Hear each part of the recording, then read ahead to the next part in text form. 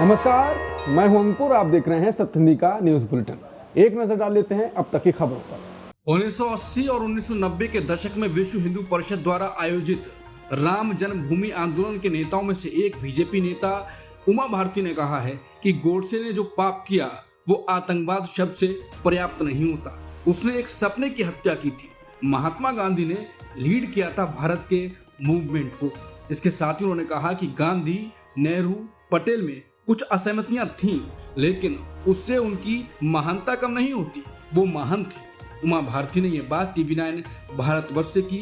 उनका यह वीडियो चर्चा में है। वरिष्ठ पत्रकार राकेश पाठक ने वीडियो पर कहा है कि हृदय से आभार उमा दीदी, आपने झूठ और नफरत के व्हाट्सएप विश्वविद्यालय वाले सवालों की धज्जियां उड़ा दी। हालांकि उन्होंने विश्वविद्यालय को विश्वविद्यालय लिखा है।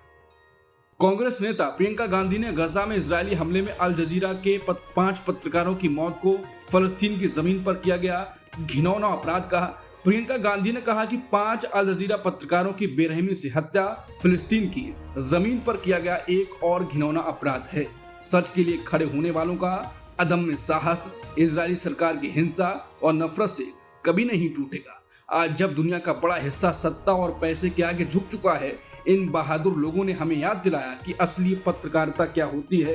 ईश्वर उनकी आत्मा को शांति दे। प्रियंका गांधी ने कहा कि इजरायल सरकार नरसंहार कर रही है। उसने अब तक 60,000 से ज्यादा लोगों की हत्या कर दी है, जिनमें 18,430 बच्चे शामिल हैं। उसने सैकड़ों लोगों को भूखा मार दिया है, जिनमें कई बच्चे भी हैं, और अब लाखों लोगों को भूखा रखने की धमकी दे रहा है। इन अपराधों पर चुप रहना और कोई कार्रवाई ना करना अपने आप में एक अपराध है। ये शर्मनाक है कि भारत सरकार तब भी चुप है जब इजरायल फिलिस्तीन के लोगों पर ये तबाही ढा रहा है। कांग्रेस ने मंगलवार को सरकार पर आरोप लगाया कि उसने नेशनल स्पोर्ट्स गवर्नेंस बिल 2025 यानी राष्ट्रीय खेल शासन विधेयक 2025 को लोकसभा में जबरदस्ती पास करा दिया है। कांग्रेस का कहना है कि इस कानून से खेल प्रशासन पूरी तरह से केंद्र के हाथ में आ जाएगा और इसका नकारात्मक असर होगा। कांग्रेस के महासचिव जयराम रमेश ने आरोप लगाया कि भारतीय क्रिकेट कंट्रोल बोर्ड यानी BCCI को इस बिल से सबसे ज्यादा फायदा मिलेगा और उस पर देश के कई कानून जैसे सूचना का अधिकार यानी RTI कानून लागू नहीं होंगे। उन्होंने कहा कि राष्ट्रीय खेल शासन विधेयक 2025 को कल लोकसभा में जबरदस्ती पास किया गया और आज शायद राज्यसभा में इसी तरह पास कर दिया जाएगा। यूनाइटेड किंगडम यानी UK सरकार ने भारत को बड़ा झटका देते हुए उसे अपनी डिपोर्ट नाउ अपील लेटर यानी पहले निर्वासन बाद में अपील लिस्ट में शामिल कर दिया है। इसमें कुल 23 देश हैं। इसके तहत विदेशी अपराधियों को निर्णय के खिलाफ अपील करने से पहले ही ब्रिटेन से निकाल दिया जाएगा। ब्रिटेन के गृह मंत्रालय ने कहा है कि सूची का दायरा 3 गुना बढ़ाया गया है। इसमें पहले 8 देशों के साथ भारत समेत 15 नए देशों को शामिल किया गया है। ये जानकारी PTI की रिपोर्ट में दी गई है। असम में स्पेशल इंटेंसिव रिवीजन यानी SIR की तैयारी तेज हो रही है। अगले हफ्ते के भीतर ही बूथ लेवल अफसरों यानी BLO के लिए अगला प्रशिक्षण सत्र होने की उम्मीद है। असम के मुख्यमंत्री हिमंता बिस्वा शर्मा ने कांग्रेस नेता राहुल गांधी पर हमला करते हुए कहा है कि कुछ जगहों पर वोटर लिस्ट में मरे हुए लोगों और शादीशुदा महिलाओं के नाम तक मौजूद हैं और SIR की प्रक्रिया से ऐसे नामों को हटाया जाएगा। असम में अगले साल की शुरुआत में विधानसभा चुनाव होने वाले हैं।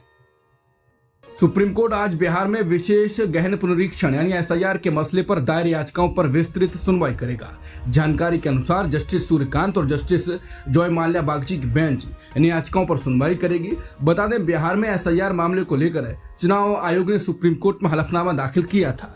जानकारी के अनुसार EC ने दाखिल हलफनामे में कहा था कि बिहार में किसी भी पात्र मतदाता का नाम बिना पूर्व सूचना, सुनवाई का अवसर और तर्कपूर्ण आदेश के मतदाता सूची से नहीं हटाया जाएगा। सभी योग्य वोटर्स का नाम फाइनल वोटर लिस्ट में शामिल कराने के लिए सभी संभव कदम उठाए जा रहे हैं। राज्य में चल रहे SIR के दौरान गलत तरीके से नाम हटाए जाने को रोकने के लिए सख्त निर्देश जारी किए गए हैं। बता दें, चुनाव आयोग ने ADR द्वारा दायर उस अर्जी का विरोध किया था जिसमें बाहर रखे गए व्यक्तियों की सूची प्रकाशित करने और उनके नाम न जोड़ने के कारण बताने की मांग की गई थी।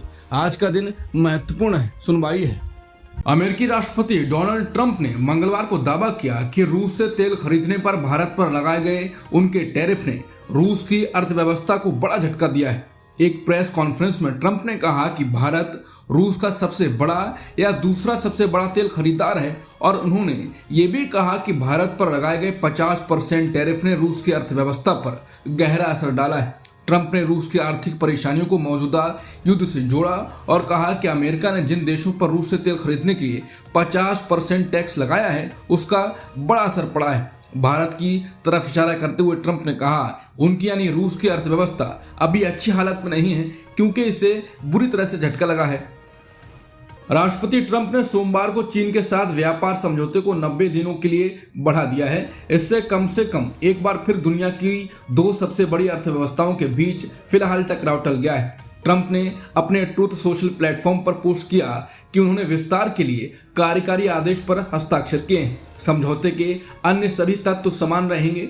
पिछली समय सीमा मंगलवार रात 12 बजे समाप्त होने वाली थी। बता दें ट्रंप चीन के सामने तो झुक जा रहे हैं लेकिन भारत पर टैरिफ लगाए जा रहे हैं और धमकी दे रहे हैं वो अलग से। सोमवार को संसदीय स्थायी समिति के सदस्यों के साथ हुई बैठक में केंद्र सरकार ने साफ कर दिया कि अमेरिका के साथ चल रही व्यापार वार्ताओं में कुछ रेड लाइंस यानी सीमाएं हैं जिन्हें किसी भी हालत में पार नहीं किया जा सकता है। विदेश सचिव विक्रम मिस्री और वाणिज्य सचिव सुनील बर्थवाल सहित वरिष्ठ अधिकारियों ने समिति को जानकारी दी। ये ब्रीफिंग ऐसे समय हुई जब अगली दौर की वार्ता जो कि 25 अगस्त से नई दिल्ली में शुरू होने वाली है उसको लेकर अनिश्चितता बढ़ गई है। अमेरिका के पूर्व पेंटागन अधिकारी माइकल रूबिन ने मंगलवार को पाकिस्तान के सेना प्रमुख आसिम मुनीर के हाल ही में दिए गए परमाणु धमकी वाले बयान की कड़ी निंदा की है। आसिम मुनीर ने यह बयान अमेरिका के दौरे पर दिया था।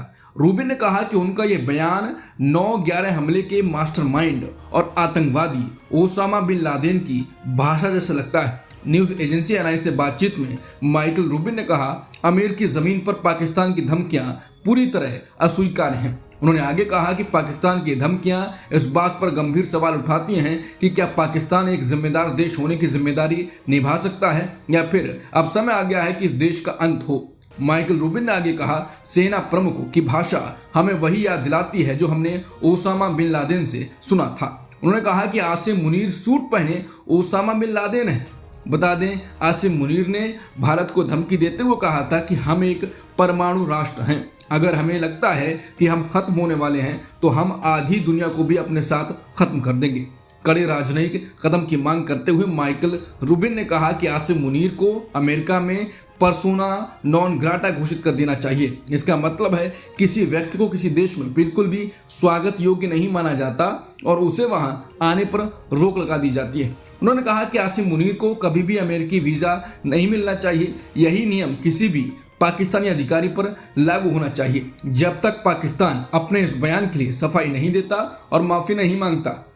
भारत के खिलाफ पाकिस्तानी सेना प्रमुख जनरल आसिम मुनीर की ताज़ा परमाणु धमकी के एक दिन बाद पाकिस्तान के पूर्व विदेश मंत्री बिलावल भुट्टो जरदारी ने भारत को एक और युद्ध की धमकी दी। उन्होंने ये धमकी उस स्थिति में दी अगर भारत सिंधु जल संधि में बदलाव करता है। बिलावल भुट्टो ने दावा किया कि पाकिस्तान से सिंधु नदी का पानी मोड़ना देश के इतिहास, संस्कृति और सभ्यता, खासकर सिंध की, इस पर हमला है। बिलावल ने कहा कि पाकिस्तान के लोग इतनी ताकत रखते हैं कि अगर युद्ध हुआ तो वो मोदी का सामना कर सकें। उन्होंने भारत को चेतावनी देते हुए कहा कि अगर एक और युद्ध हुआ तो उसका नतीजा ये हो सकता है कि पाकिस्तान अपनी सभी 6 नदियों पर फिर से कब्जा कर ले।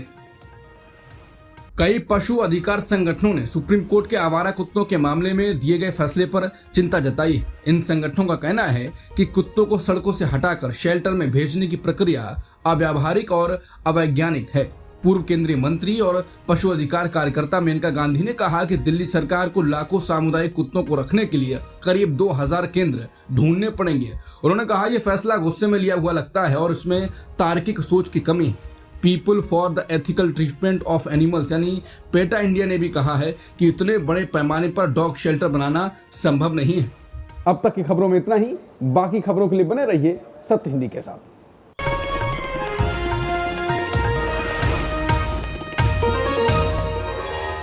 Copyright disclaimer under Section 107 of the Copyright Act 1976. Allowance is made for fair use for purposes such as criticism, comment, news reporting, scholarship, and research. Fair use is a use permitted by copyright statute that might otherwise be infringing.